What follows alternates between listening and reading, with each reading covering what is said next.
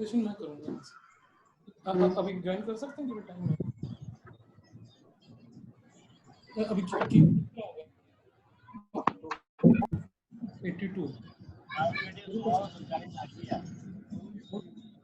क्या हो गया?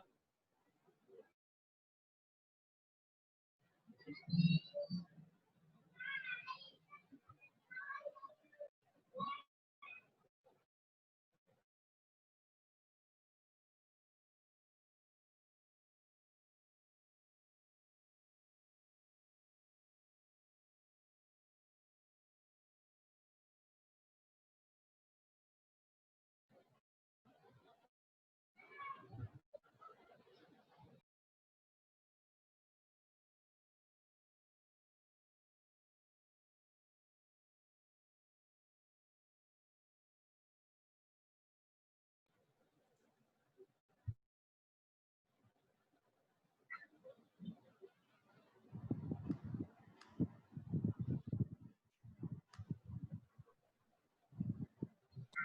एक सेकंड कर।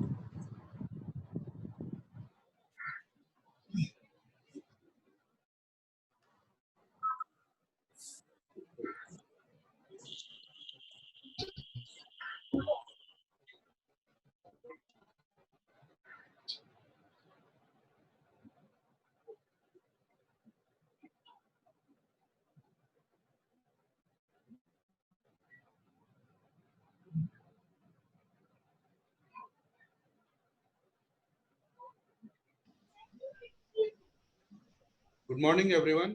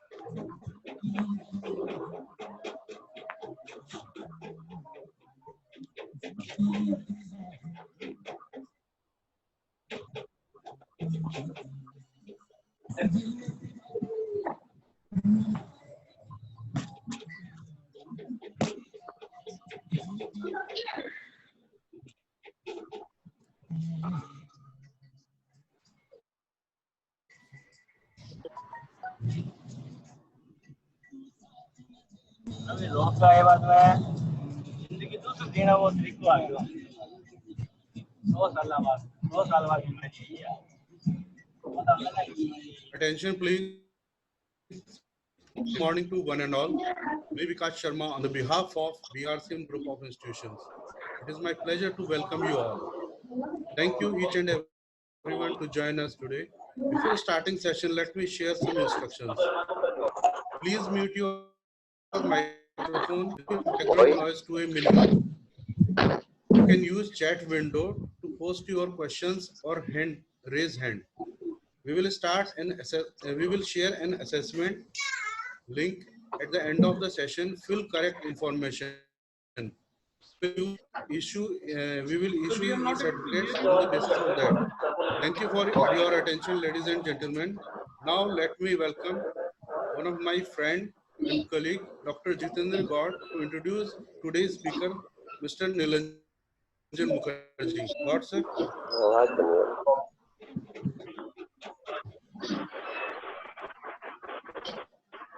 Gaur, sir. आवाज आ रही है? कट आवाज.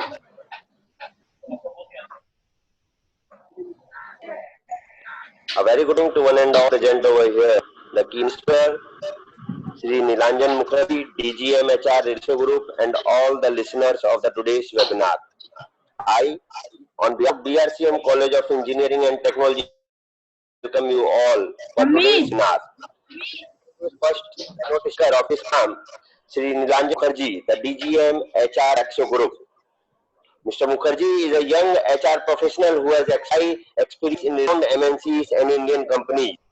He is the recipient of the Star Year Award and the Corporate Man Award, as well as multiple awards and accolades.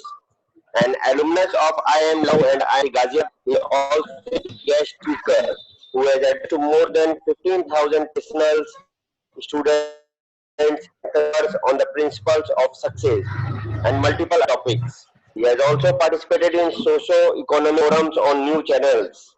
He is a part of academic and advisory members of management institutions, and he holds multiple degrees, diplomas, and certificates. He is a passionate traveler who has already visited to various 18 states, 4 union territories, India, and few neighboring countries. His seniors, colleagues, friends, and family members say that he has a great sense of humor. I, on behalf of BR College of Engineering and Technology, welcomes Shri Nilanjan Mukherjee for today's program, that is on his speech on attitude for success, to learn lessons from Dr. E.J. Abdul Kalam's life. A true I once again welcome Shri Nilanjan Mukherjee today's speech. Please, sir. Thank you very much. I hope I am audible. सब सुन पा रहे हैं मुझे? Yeah, you are audible. Okay.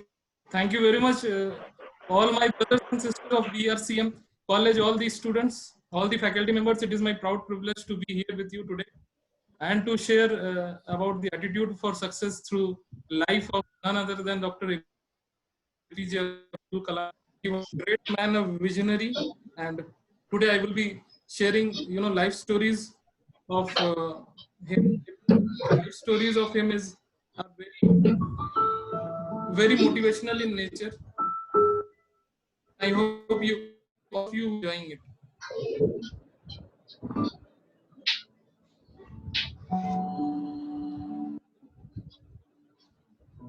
Okay, so let us start the presentation from this first slide. So Dr.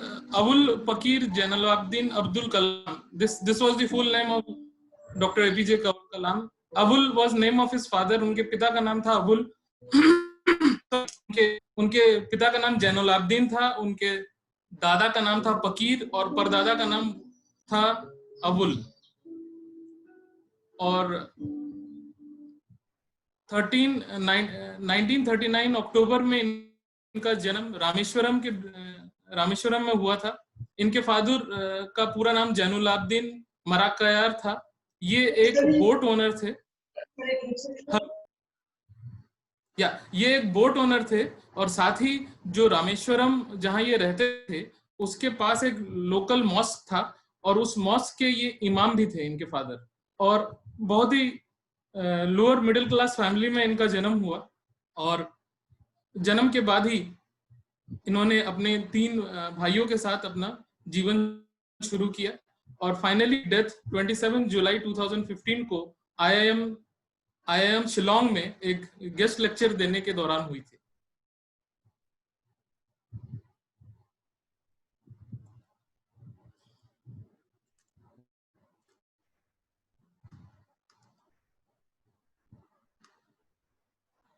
इनके family में कुछ लोग थे जिन्होंने इनके जीवन में बहुत ही प्रभाव डाला और उसमें थे पंडित पक्षी लक्ष्मी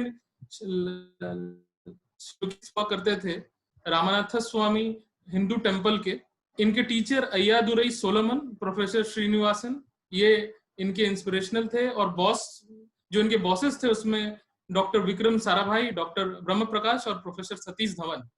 ये इनके लाइफ को इन्होंने बहुत अरसे तक मतलब इन्होंने आगे बढ़ाया और एक दिशा दी। इसके अलावा मिस्टर जलालुद्दीन जो ब्रदर इन लॉ थे इनके, और शमसुद्दीन जो उनके फर्स्ट कजन थे, और साथ ही एल्डर सिस्टर असीम जोहरा, इन सब ने इनके जीवन में बहुत ही जबरदस्त प्रभाव डाला।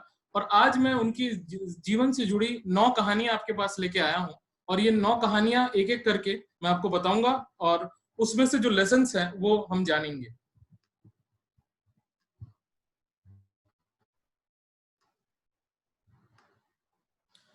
जो पहली कहानी है, ये कहानी है उनके स्कूल टीचर के साथ।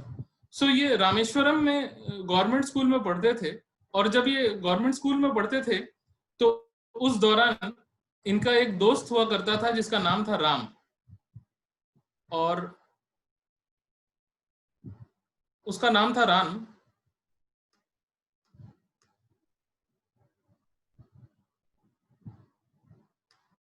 और राम के साथ ये अक्सर एक ही साथ बैठा करते थे चेयर्स में, दोनों सामने की चेयर में बैठा करते थे।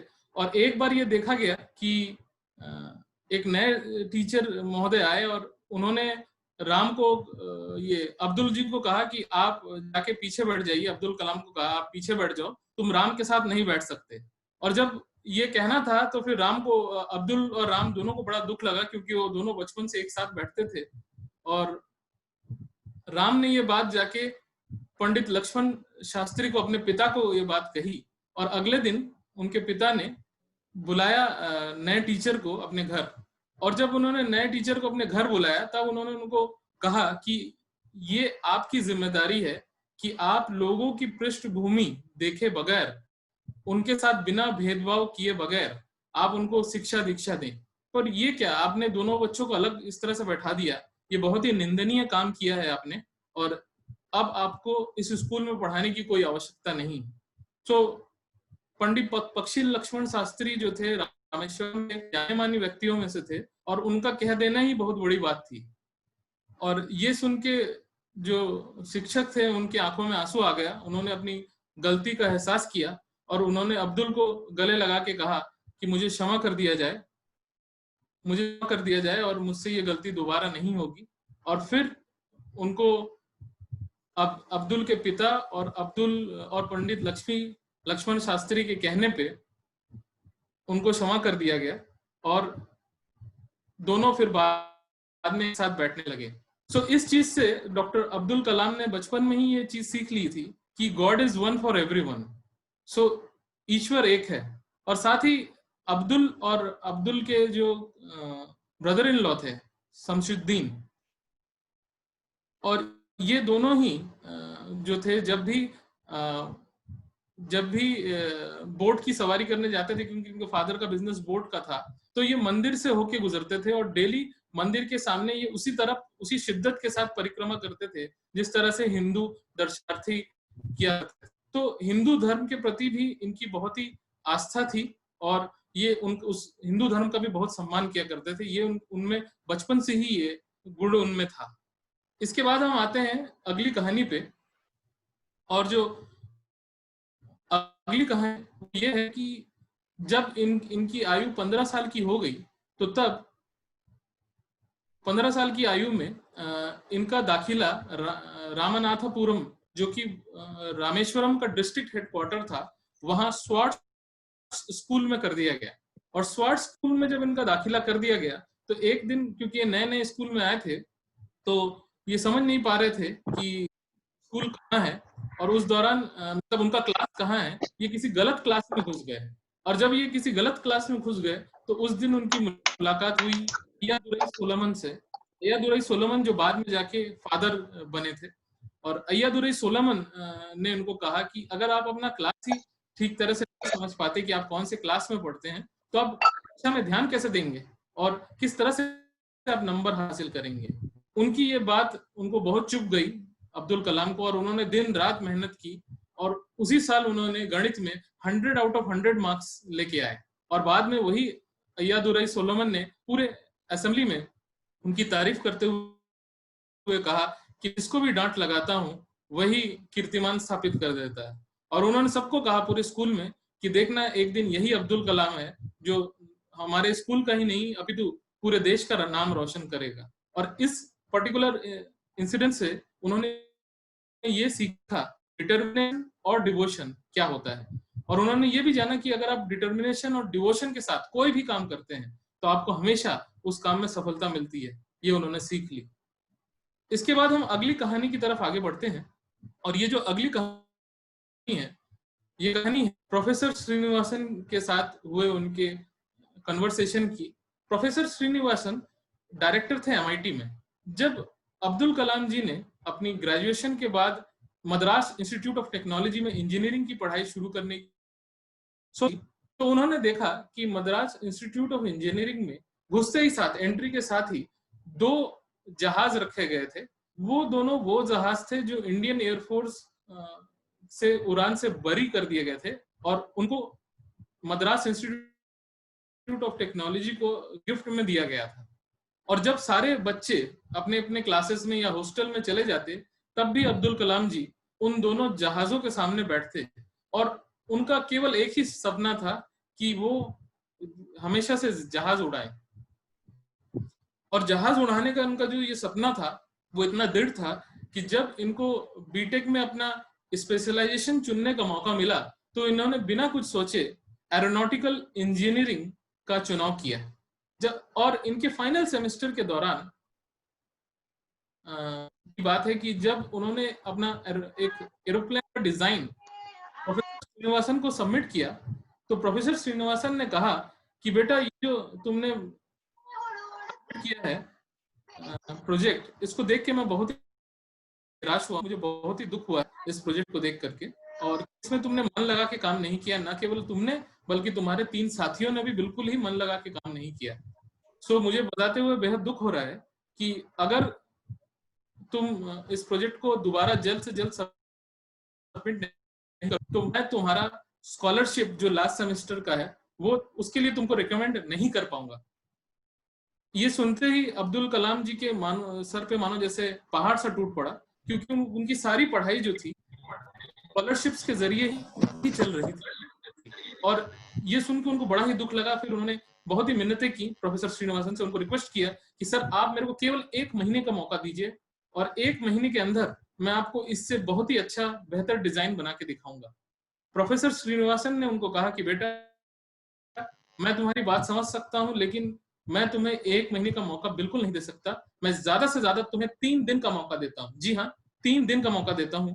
और अगर तुमने इन 3 दिनों के दौरान मुझे इससे बेहतर प्रोजेक्ट बना के नहीं दिखाया तो आई एम वेरी सॉरी,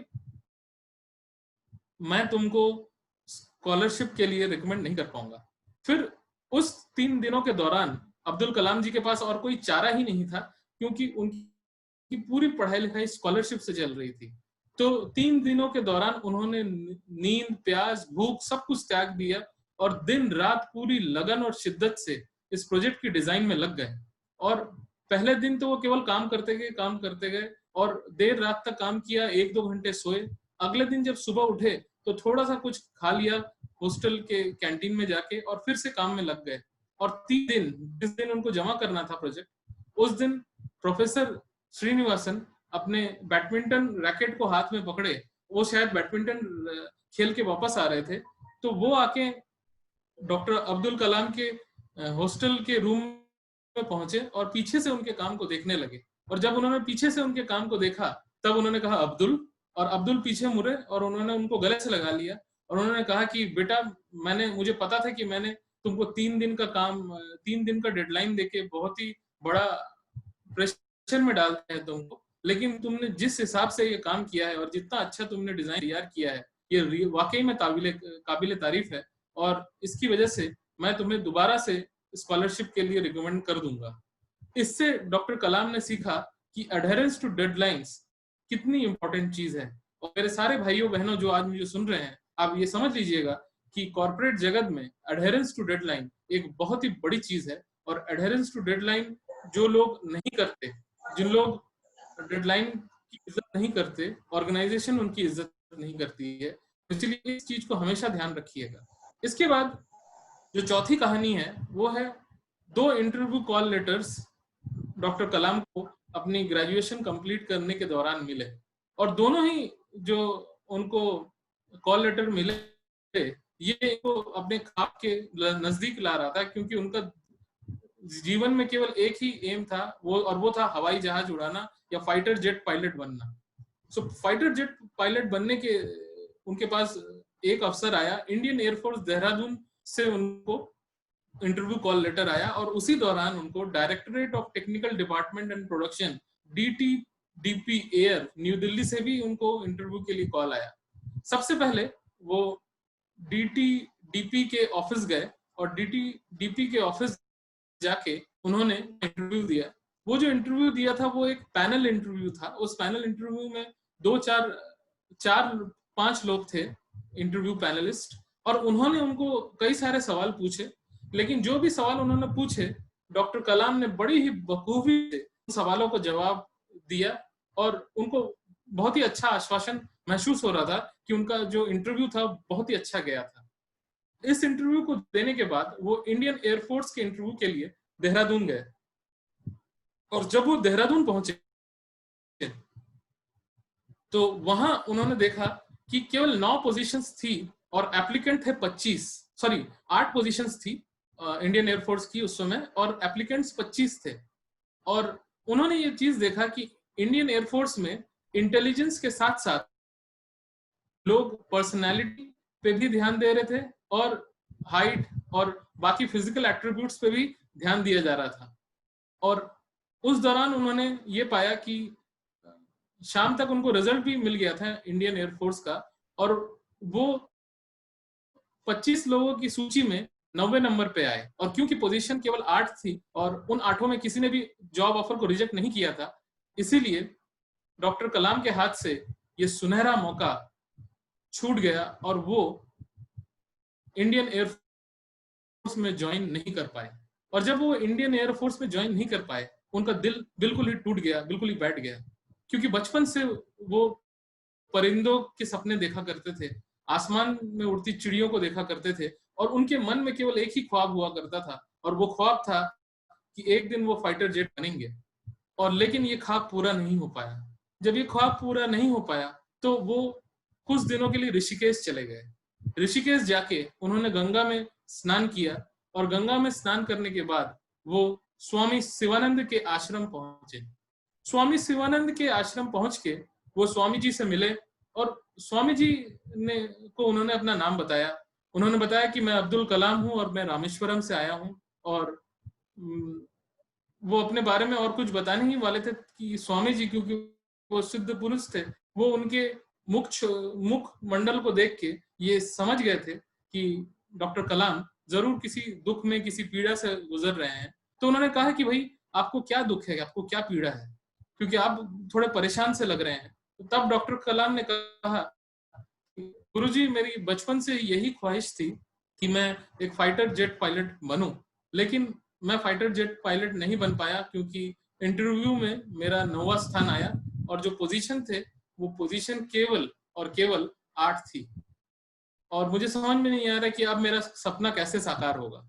और तब स्वामी शिवानंद जी ने उनको कहा कि बेटा एक बात को हमेशा समझो, और वो बात ये है कि अगर आपने किसी चीज को पूरी शिद्दत से चाहा है तो आपका जो दिमाग है वो एक इलेक्ट्रोमैग्नेटिक वेव जनरेट करता है, और वो इलेक्ट्रोमैग्नेटिक वेव जो होता है वो यूनिवर्स में चला जाता है, और जब आप सोते हैं तो ये वो यूनिवर्स में चला जाता है, और जैसे ही दिन का उजाला होता है और आपकी आंखें खुलती है तो पूरे संसार की, जो पूरी कायनात की जो भी एनर्जी होती है उसको लेकर के वापस आपकी बॉडी में एंटर कर जाती है।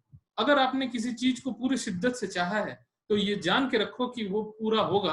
वो हो सकता है एक जरिए से हो या दूसरे जरिए से हो, लेकिन वो पूरा होगा जरूर। तो इस बात की पूरी गारंटी है। और उन्होंने कहा कि आप इत्मीनान रखिए कि आपका सपना पूरा होगा। और उसके बाद उन्होंने ये भी कहा कि अगर मन का हो तो अच्छा, और ना हो तो और भी अच्छा, क्योंकि ये है हरी इच्छा। तो उन्होंने कहा कि जो भी भगवान ने आपके लिए लिखा है उसी के लिए विधि का विधान मानते हुए आप उसको स्वीकार कीजिए, और आपका जो भी ख्वाब है वो आगे जाके निश्चित पूरा होगा, इस बात का भी आप विश्वास रखिए। तो इससे हमें ये लेसन मिलता है कि what ever happens happens for the best. और उसके कुछ दिनों बाद वो फिर से देहरादून से दिल्ली पहुंचे, और जब दिल्ली में वो directorate of technical development and production DTDP air new Delhi के ऑफिस गए, और वहां उन्होंने इंक्वायरी की कि भाई मेरे रिजल्ट का क्या हुआ। तो पता चला कि उनका सिलेक्शन हो गया था, और उनको उसी दिन सीनियर साइंटिफिक असिस्टेंट के का अपॉइंटमेंट लेटर उनके हाथ में दे दिया गया, और उनकी जो तनख्वाह थी वो डिसाइड की गई ₹250 पर मंथ। और वो फिर उन्होंने उसी को अपने विधि का विधान मानते हुए उसको स्वीकार कर लिया, और उसको स्वीकार करने के बाद उन्होंने आगे DTDP में जॉब की शुरुआत की। DTDP में अपने जॉब की शुरुआत करने के बाद एक सवा साल ही हुए थे उनको कि एक दिन प्रोफेसर MGK मेनन, जो टाटा इंस्टीट्यूट ऑफ साइंस के में से DTDP के ऑफिस में आए, और उन्होंने डॉक्टर कलाम से उस वक्त नंदी नाम के एयरक्राफ्ट के बारे में पूछा, और डॉक्टर कलाम ने नंदी के बारे में बताया। नंदी एक ऐसी उड़ान थी जो कि कभी उड़ान भर नहीं पाई, क्योंकि आपसी प्रॉब्लम्स, इंटर डिपार्टमेंटल इशू की वजह से वो कभी भी उड़ान को कर नहीं पाई। लेकिन एनीवे डॉक्टर कलाम ने उस दौरान MGK मेनन को अपना ये प्रोटोटाइप दिखाया था, और उसी के कुछ दिनों बाद इनको जो Indian national committee of space research है वहां से उनको एक ऑफर आया। और ये जो ऑफर आया उनको, इस ऑफर में उनको इंटरव्यू के लिए कॉल किया गया था। और जब वो इंटरव्यू कॉल में पहुंचे तो वो देखते हैं कि वहां डॉक्टर MGK मेनन के साथ साथ प्रोफेसर विक्रम साराभाई भी थे। और प्रोफेसर विक्रम साराभाई, आप सबको पता है कि वो इंडियन स्पेस रिसर्च के महात्मा गांधी के रूप में जाने जाते हैं। उन्होंने बहुत बड़ा काम किया था। एक चित्र आप अभी स्क्रीन पे देख पा रहे हैं लेफ्ट हैंड साइड में, जहां अब्दुल कलाम जी प्रोफेसर विक्रम साराभाई को किसी प्रोजेक्ट के बारे में अवगत करा रहे हैं।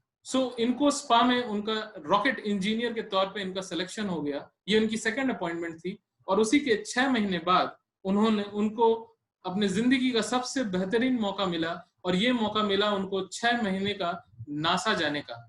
ये मौका उनको मिला 1962 में। तो आप समझ सकते हैं कि आज से लगभग 58 इयर्स पहले उनको ये मौका मिला, जो उस वक्त बहुत ही बड़ी बात थी।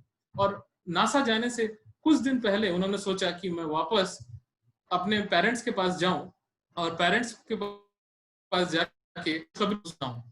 वो अपने घर रामेश्वरम गए, और उन्होंने अपने पेरेंट्स को ये खुशखबरी सुनाई। और इस खुशखबरी को सुन के उनके पिता बहुत ही खुश हुए, और उनके पिता इतने खुश हुए कि वो अपने बेटे को उस दौरान, जो उनकी जो मस्जिद थी, मस्जिद में वो इमाम होते थे, उसी मस्जिद में वो लेके गए। और उस मस्जिद में लेके जाने के बाद एक स्पेशल नमाज अदा की।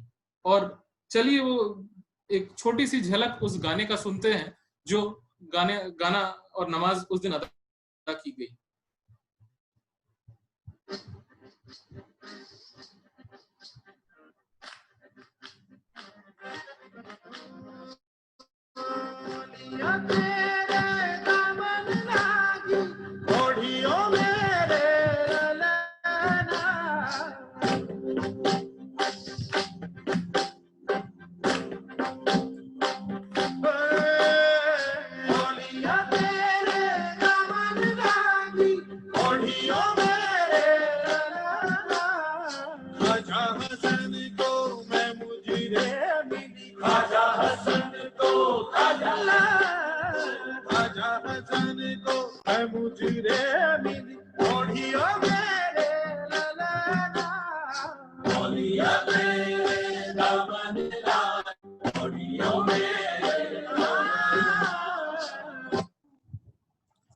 इसके बाद हम नेक्स्ट कहानी की तरफ आगे बढ़ते हैं, और ये जो कहानी है, ये कहानी है 10 अगस्त 1979 को SLV-3 उड़ान की लॉन्च मुकर्रर की गई। SLV-3 की लॉन्च के पहले एक साल ऑलरेडी अनसक्सेसफुल रहा था इंडियन स्पेस रिसर्च इंस्टीट्यूट के लिए, और उस दौरान तब तक प्रोफेसर विक्रम साराभाई की डेथ हो चुकी थी, और उस दौरान उस पर्टिकुलर विंग के जो डायरेक्टर थे वो थे प्रोफेसर डॉक्टर ब्रह्म प्रकाश। तो 10 अगस्त 1979 को SLV-3 की उड़ान होना तय पाया था, और प्रोजेक्ट डायरेक्टर थे डॉक्टर APJ अब्दुल कलाम। तो लगभग 2-3 मिनट की SLV की उड़ान हो चली थी, और उसके बाद अचानक से कंप्यूटर ने एक एरर दिया, और कंप्यूटर ने जैसे ही एरर दिया तो डॉक्टर APJ अब्दुल कलाम के जो बाकी टेक्निकल साइंटिस्ट थे टीम में, उन्होंने कहा कि सर हमको शायद मिशन को अबॉर्ट करना पड़ेगा, मिशन को हमें यहीं रोकना पड़ेगा। लेकिन उसके चंद मिनटों बाद लोगों ने कहा कि नहीं सर, हमारी कैलकुलेशन के हिसाब से मिशन को रोकने की जरूरत नहीं। पता कि SLV-3 में फ्यूल कंटेनर में एक प्रॉब्लम हो गई थी, जिसके कारण फ्यूल की लीकेज हो रही थी, और फ्यूल की लीकेज के कारण उनको ऐसा लग रहा था कि फ्यूल की लीकेज ज्यादा होने पर ये सैटेलाइट ऑर्बिट में लॉन्च नहीं हो पाएगा। लेकिन तभी किसी और टीम मेंबर ने कहा कि सर जो रिक्वायर्ड वेलोसिटी है उस वेलोसिटी में हमारा स्पेस व्हीकल है, और अगर यही वेलोसिटी कायम रहेगी तो सफिशिएंट फ्यूल है, हम ऑर्बिट में पहुंच जाएंगे, तो आप मिशन को जारी रखिए। और इसके बाद डॉक्टर कलाम ने मिशन को जारी रखा, लेकिन प्रॉब्लम बहुत जबरदस्त हो गई, और जो SLV-3 सैटेलाइट था वो श्रीहरिकोटा जो स्पेस सेंटर था उससे 560 किलोमीटर दूर बे ऑफ बंगाल में जाके गिर गया। और बे ऑफ बंगाल में जाके जब गिर गया तो पूरा का पूरा जो इसरो का टीम था वो बहुत ही निराश हो गया, और डॉक्टर अब्दुल कलाम का दिल मानो बैठ गया, क्योंकि पिछले 3-4 साल से लगातार उनकी टीम बहुत ही कड़ा मेहनत कर रही थी, और उनको बहुत दुख लगा कि SLV-3 बे ऑफ बंगाल में जाके गिर गया। और बहुत ही दुखी मन से, निराश होके, पूरी तरह से एग्जॉस्ट होके वो अपने क्वार्टर में चले गए, और अपने क्वार्टर में जाके वो बेड पे बिल्कुल गिर गए, और एकदम ऐसा लगा जैसे मूर्छित हो गए हों, बेहोश हो गए हों, और सो पड़े थे। उन्होंने दोपहर 1-2 बजे से लेके शाम के 5 बजे तक वो नींद में ही थे, और उन्होंने उस दिन दोपहर में कुछ खाना नहीं खाया, और बहुत ही परेशान थे, बहुत ही दुखी थे, उनकी आंख से आंसू भी आ रहे थे। और तभी अचानक उन्होंने अपने कंधे पे एक दिलासा का हाथ पाया, और वो दिलासा का हाथ था डॉक्टर ब्रह्म प्रकाश का, जो उस वक्त विक्रम साराभाई स्पेस सेंटर के फर्स्ट डायरेक्टर थे। और उन्होंने डॉक्टर कलाम को कहा कि कलाम, काफी देर हो चुकी है, तुमने दोपहर में लंच नहीं किया है, मैंने भी लंच नहीं किया, कि चल के कैंटीन में कुछ खा के आते हैं। और वो प्रोफेसर कलाम के साथ कैंटीन गए, और उनको अपने साथ दोनों ने खाना खाया। इस दौरान डॉक्टर ब्रह्म प्रकाश ने एक बार भी SLV-3 के फेलियर का जिक्र नहीं किया, क्योंकि डॉक्टर ब्रह्म प्रकाश इस चीज को समझते थे कि business is logical but people are emotional. उनको पता था कि डॉक्टर कलाम और उनकी टीम ने इस प्रोजेक्ट के लिए 18, 20 घंटे पिछले 3, 4 साल से दिए हैं, और कोई भी व्यक्ति ये नहीं चाहेगा कि जिस प्रोजेक्ट पे उन्होंने इतना टाइम स्पेंड किया हो उसको जानबूझ के फेल होना कोई भी नहीं चाहेगा। इसलिए डॉक्टर ब्रह्म प्रकाश उनको दिलासा देते रहे और सहारा देते गए कि business is logical but people are emotional. और इसके बाद हम बढ़ते हैं आगे नेक्स्ट कहानी की तरफ। ये कहानी भी बहुत ही दिलचस्प कहानी है। ये कहानी है इसरो के चीफ सतीश धवन के साथ। जब 10 अगस्त 1979 को SLV-3 मिला, तो जहां एक और डॉक्टर ब्रह्म प्रकाश ने उन्होंने उन पे दिलासा का हाथ रखा, वहीं प्रोफेसर सतीश धवन जो कि इसरो के चीफ होते थे, उन्होंने एक और कारनामा कर दिखाया। इस फेलियर के अगले ही दिन ये हुआ कि पूरी Indian media, global press media, सारे के सारे इसरो पहुंच गए और उस दिन सब डॉक्टर कलाम से ये सवाल पूछना चाहते थे कि किस तरह से आप लोगों ने इतना बड़ा गलत डिसीजन ले लिया कि SLV-3 था बे ऑफ बंगाल में जाके गिरा, उसके साथ साथ 1979 में 20 करोड़ रुपए का नुकसान देश को हो गया। तो आपने किस तरह से इतना बड़ा गलत डिसीजन ले लिया।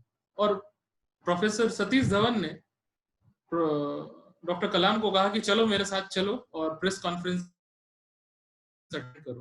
प्रेस कॉन्फ्रेंस में लोगों को देख डॉक्टर कलाम घबरा गए और उनको लगा कि आज तो जो प्रेस है वो जरूर मुझसे बहुत ही कठिन सवाल पूछने वाली है। और जैसे ही प्रेस ने सवाल पूछना शुरू किया तो प्रोफेसर सतीश धवन ने माइक डॉक्टर कलाम के हाथ से ले लिया और खुद बड़ी ही शालीनता के साथ सारे प्रश्नों का जवाब दिया।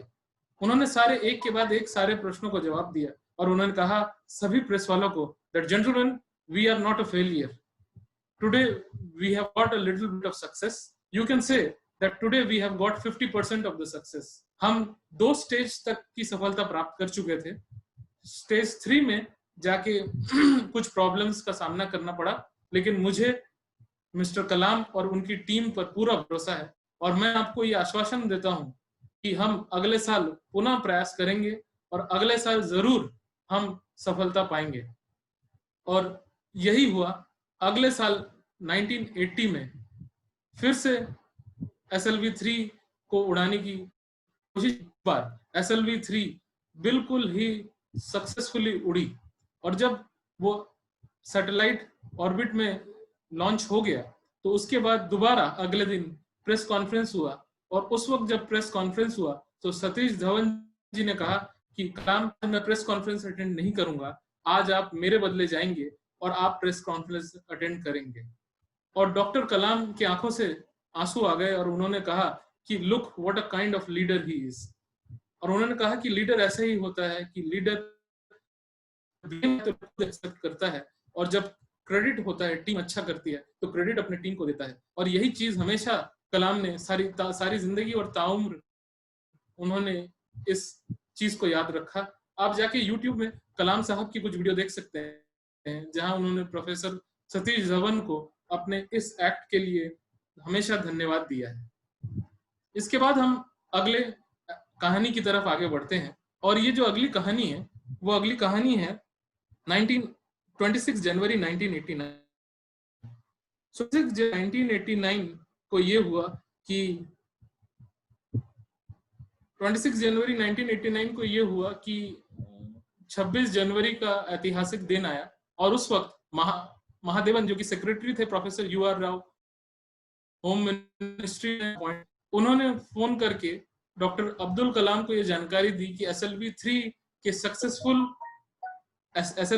सक्सेसफुल लॉन्च के लिए वजह से आपको पद्म भूषण के अवार्ड से नवाजा जा रहा है। और ये इस खबर सुन के बहुत ही खुश हो गए क्योंकि जिंदगी में उनको इतना बड़ा सम्मान कभी इसके पहले मिला नहीं था।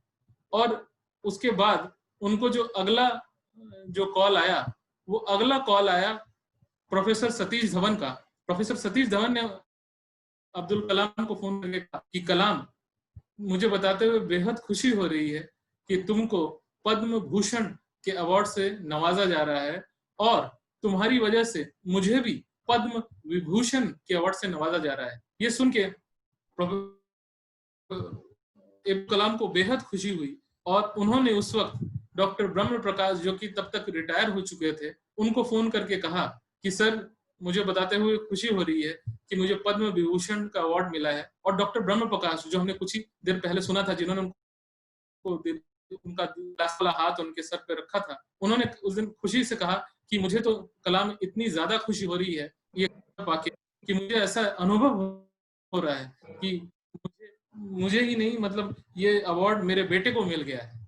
और ये खुशी के ये अवार्ड के डॉक्टर कलाम ने उस दिन अपने कमरे को बिस्मिल्लाह रहमान की उस दिन डॉक्टर कलाम ने अपने कमरे को शहनाई से बिस्मिल्लाह रहमान की सहनाई से अपने इसको भर लिया और शहनाई की आवाज आने लगी और उसके बाद वो शहनाई की आवाज उन्हें रामेश्वरम लेके गई। उन्होंने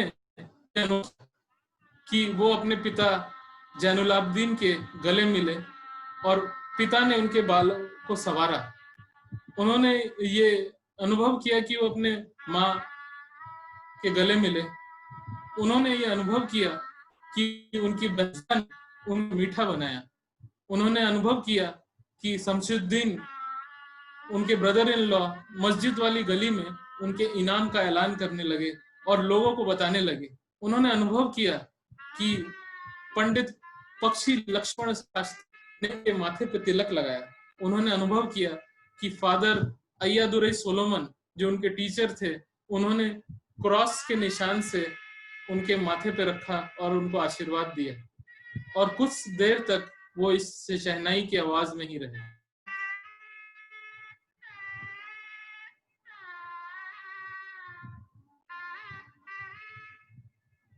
और इसके बाद हम आखिरी कहानी की ओर आगे बढ़ते हैं और ये आखिरी कहानी जो है, ये आखिरी कहानी है अग्नि की उड़ान की। अग्नि ये था an intermediate range ballistic missile.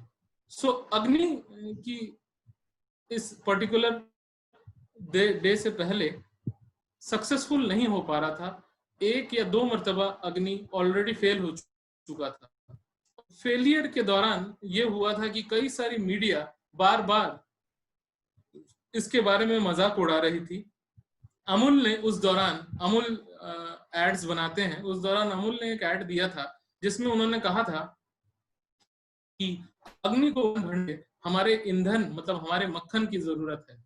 एक पर्टिकुलर एड में ये बना हुआ था कि क्या होता था कि जिस गांव में ये मिसाइल को टेस्ट किया जाता था, थुम्बा नाम के गांव में, तो थुम्बा गांव को खाली करा दिया जाता था इस इंटरमीडिएट रेंज बैलिस्टिक मिसाइल को टेस्ट करने से पहले, ताकि आसपास के गांव वालों को कोई नुकसान ना हो जाए। और गांव खाली कराते वक्त इनको कुछ मुआवजा दिया जाता था। तो एक कार्टून में ये दिखाया गया था कि एक बंदा पैसे गिन रहा है और वो कह रहा है कि ये 2 बार तो अनसक्सेसफुल नहीं, अगर 1-2 बार ऑन अनसक्सेसफुल हो जाए तो गवर्नमेंट हमें जितना मुआवजा देती है उस मुआवजे के जरिए मैं अपना पक्का घर भी बना सकता हूँ। तो इस तरह की अलग अलग किस्म के मैसेज और कार्टून्स उनको देखने को मिल रहे थे और बड़ा ही दुखी मन था उनका कि किस तरह से जो उम्मीद से भरी हुई कौम थी वो किस तरह से थोड़ी सी नाकामी में विचलित हो जाती थी। 21 मई 1989 का दिन था। शाम को वो समुद्र के किनारे टहल रहे थे। उनके साथ डॉक्टर अरुणाचलम थे, जनरल KNC जो उस वक्त के आर्मी चीफ थे वो भी थे, और defence minister KC Pant ji उनके साथ थे। वो तीनों समुद्र के किनारे और समुद्र के लहरों की आवाज आ रही थी और सभी शांत थे कि सबको पता था कि 2 बार अग्नि फेल हो चुकी है और अगर तीसरी बार अग्नि फिर से फेल हो जाए तो शायद इंडिया के मिसाइल प्रोग्राम को एक बहुत ही बड़ा और तगड़ा झटका लगे।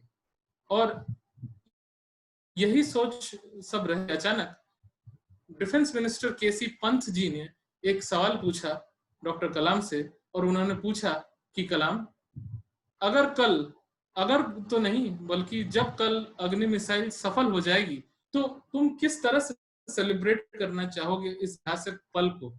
और कलाम जी ने बिना एक क्षण गवाए कहा कि सर, अगर कल अग्नि सफल हुई तो हम पूरे DRDO DL के कंपाउंड और आसपास के जितने एरिया हैं उसमें 1 लाख पेड़ की कोंपले लगाएंगे। सैपलिंग्स, यस आपने सही सुना, 1 लाख सैपलिंग्स हम लगाएंगे अगर हम सफल हुए तो। और KC पंत जी जो डिफेंस मिनिस्टर थे वो बहुत खुश हुए और उन्होंने कहा कि कलाम, आप अपनी अग्नि के लिए धरती का आशीर्वाद चाहते हैं तो यही होगा, आपको धरती का आशीर्वाद जरूर मिलेगा। और अगले दिन 22 मई 1989 का वो दिन था और उस दिन अग्नि ने उड़ान भरी और 7:10 पे सुबह अग्नि ने उड़ान भरी और 600 सेकंड का जो वो ट्रैजेक्टरी थी वो बहुत ही अमेजिंग ट्रैजेक्टरी थी। ऐसा लग रहा था कि मानो अग्नि ने पूरी की पूरी टेक्स्ट बुक ही रट ली हो। और उस दौरान जब वो 4th स्टेज में थी तो इन्होंने अपने जिंदगी के सबसे महत्वपूर्ण शब्द बोले कि मैं मिशन डायरेक्टर बोल रहा हूं, और मुझे बताते हुए बेहद खुशी हो रही है कि रिक्वायर्ड वेलोसिटी मिल गई है और अग्नि ने अपनी उड़ान भर ली है। और उसके बाद ऐसा लगा कि मानो पूरे DRDL कॉम्प्लेक्स में खुशी की लहर दौड़ गई हो और सभी लोगों ने इनको अपने कंधे पे उठा के पूरे जगह का में जुलूस निकाला DRDL कॉम्प्लेक्स में। और जो इनकी सालों की मेहनत थी, जो पिछले 3-4 साल का फेलियर था, वो उस सक्सेसफुल मिसाइल को उड़ाने के बाद खुशी में परिवर्तित हो गया। और इससे ये लाइफ लेसन मिला that there is no success, no secret to success, it is the result of preparation, of hard work and learning from failures. और इसके बाद इस महान शख्सियत ने बाद में ये भारत के प्रेसिडेंट बने, और इस महान शख्सियत ने फाइनली 27 जुलाई 2015 को IIM शिलोंग को एक गेस्ट लेक्चर देने के दौरान इनकी डेथ हो गई थी। ये थी प्रोफेसर अब्दुल कलाम की कहानी, उनकी कहानी जो कि मैंने ली थी अग्नि की उड़ान नामक बुक से। अब मैं रिक्वेस्ट करूंगा आशीष सर से कि आशीष जी, अगर आपका या किसी भी स्टूडेंट्स का कोई सवाल हो तो आप वो सवाल पूछ सकते हैं। Yeah, of course, a few participants having questions. थोड़ा जोर से बोलिएगा, आवाज बहुत धीरे आ रही है। Yeah, of course, a few participants having questions, sir. Okay. प्रिया अग्रवाल जी, प्रिया अपना क्वेश्चन पूछिए।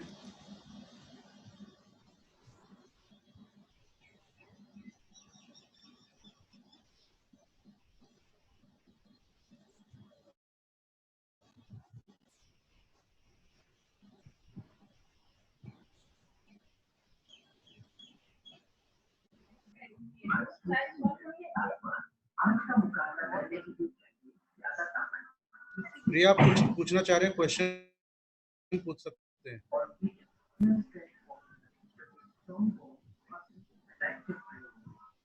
स्टूडेंट्स अपना सवाल चैट में भी पूछ सकते हैं।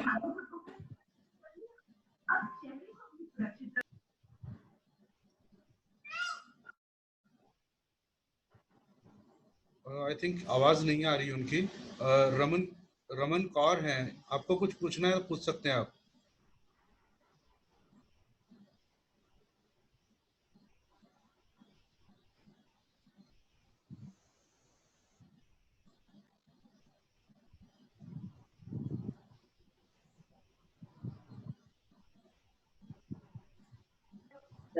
Hello hello hello hello hello sir, मैं एक क्वेश्चन पूछना चाहता हूँ। हाँ जी। How can be make development in the field और science and the same time make the process eco friendly? I am not a scientist to answer this question, my brother. Probably your faculty will be in a better position to answer this. Okay. So I think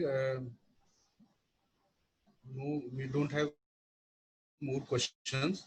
We have no questions. I will play a musical song which Okay. is on the life of Dr. Kalam. I would request you to listen to this wonderful melody.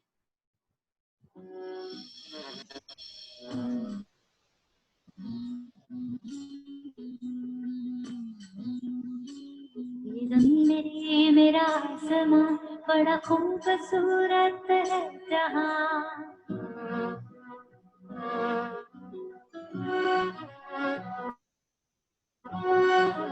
ये ज़मीं मेरी मेरा आसमां बड़ा खूबसूरत है जहां।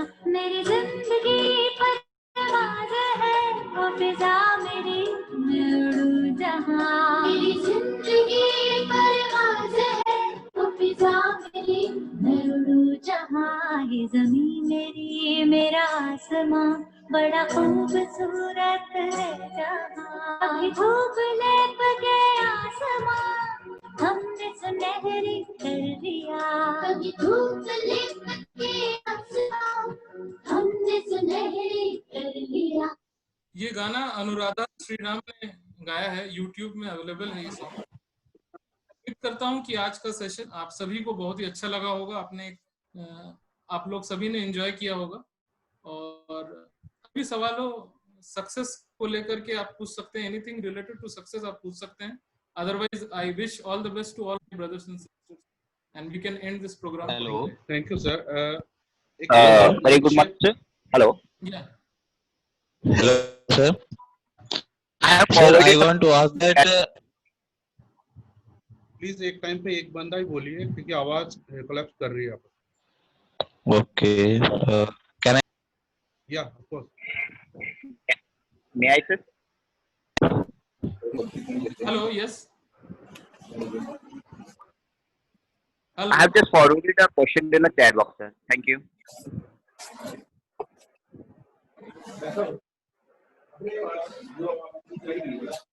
Hello.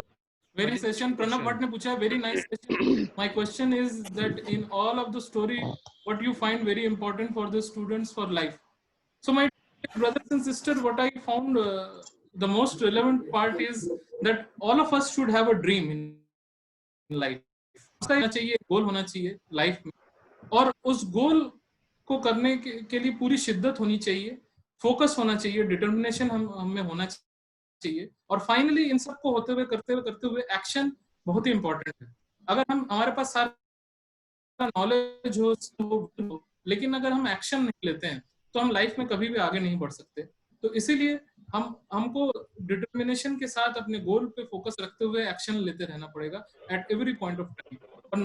And no matter what kind of problem we face in life, हमें उससे जूझने का मौका भी ऊपर वाला दे देता है। अगर एक बहुत ही लोअर मिडिल क्लास फैमिली से में पले बड़े डॉक्टर कलाम इतने हाईएस्ट पोजीशन पे पहुंच सकते हैं, जिनके फादर एक नाविक थे और एक लोकल मॉस्क में इमाम थे, तो हम में से कोई भी पहुंच सकता है। बचपन में कितनी भी हमने दुख झेला हो, हमारा चाहे फैमिली बैकग्राउंड हमारा कैसा भी हो, चाहे हमारे परिवार में कभी किसी ने पैसे देखे हो या ना देखे हो, इन सब चीजों से कोई सरोकार नहीं होता।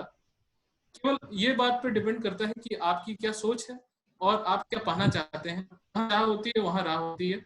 अगर अगर आप दृढ़ संकल्पित हैं, अगर आप स्ट्रांगली डिटरमिन्ड है, तो आपको वो सिचुएशन, वो सर्कमस्टेंसेस, वो इवेंट अपने लाइफ में हमेशा आते हुए दिखेंगे जो कि आप हमेशा से डिजर्व करते हैं। बस आपको एक सोच पड़ेगी और आपको अपना जो कदम आप जो देख रहे हैं उसको देखना पड़ेगा। ये जरूरी नहीं है कि आपको एंड जो डेस्टिनेशन है वो दिखे, बस जरूरी ये है कि आप वो पहला कदम लें, और आपको पहला कदम हमेशा लेना पड़ेगा।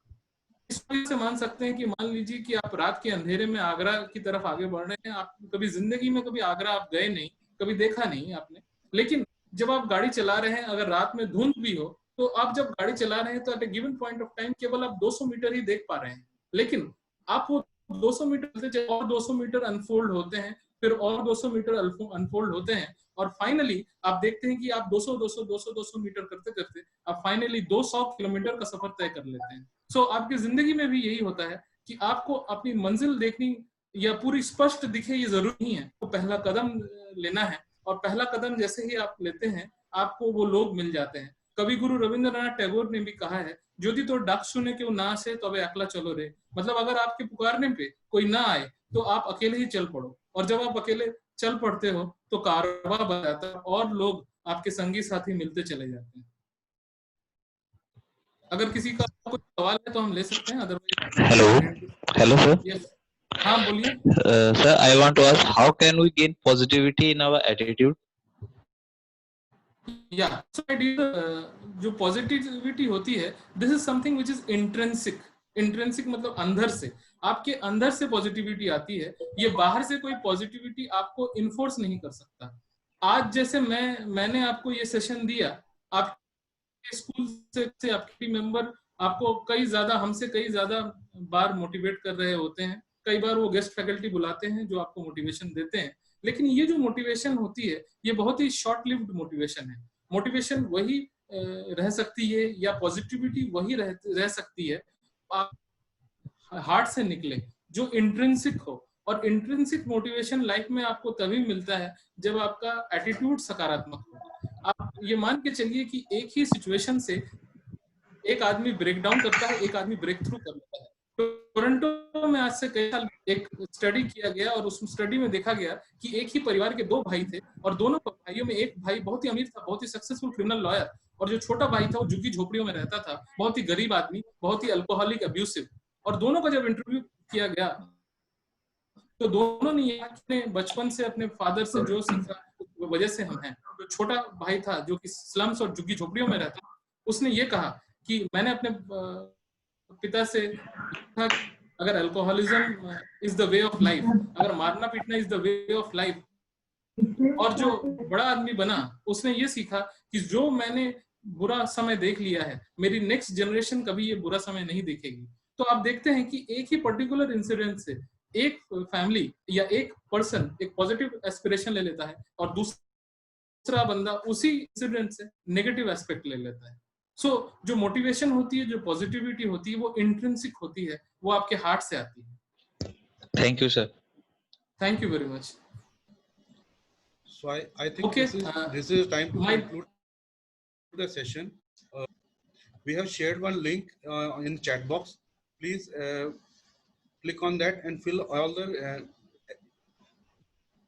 exact information so we can issue your certificates on the basis of that information. Right. Yes, sir. Okay. Sir. Now it's So time- thank you for so now it's time thank you to for this share vote of inspirational thanks. meeting. Thank I you am very much. honored Thank and you. lucky to have the opportunity to give a vote of thanks on this occasion. The way in which Nilanjanji explained 9 stories was extraordinary. Thank you, sir, for sharing part of your busy schedule and providing us such a great lesson. I would like to thank Dr. S.K. Sinha, our group director, Principal Engineering College, Dr. Anuj Sharma, Principal Degree College, Dr. S.K. Mishra, Principal Law College, Dr. Sundar Singh ji, for their kind support and encouragement. I must not forget to thank Santosh ji and his team for their valuable support. Finally, I want to thank all participants for making this event a success. With this statement, I conclude this. Thank you. Thank you, Thank you very sir. much. The Thank you. Thank you, feedback Nilanjan is sir. not received. Thank you very much. Hello.